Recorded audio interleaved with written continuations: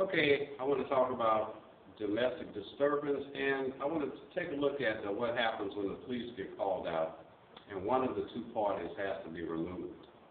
Generally, when the police officers have to come to a domestic disturbance or a domestic call within a 24-hour period of time for the second time, somebody has to be removed.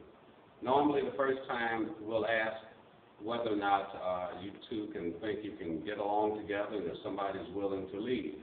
Normally that will resolve the issue, giving them the admonition that there's no need to have us to come back out and for someone to be arrested. If, on the other hand, we do have to come back out the second time, the end is going to be put to the situation. We can't afford to keep going back and forth, spending police hour time going back to your residence because you and someone cannot get along.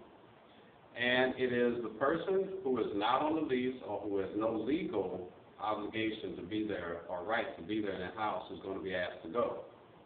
Now, what happens in a situation, you hear this when there's a husband and wife, and is it the first person that calls and the other person gets thrown out? Well, that's the way it appears sometimes. Well, the wife thinks the husband's going to call the police, so she runs and gets the phone, or he runs and gets the phone and calls first.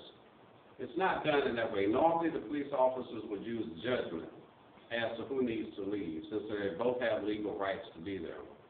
And if there is any signs of abuse, physical abuse, the perpetrator will be the one that will be removed.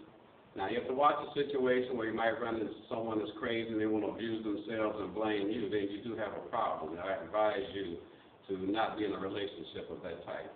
But generally speaking, those are the things that are done when a police officer is called to domestic disturbance for the second time. Try not to let that be your case.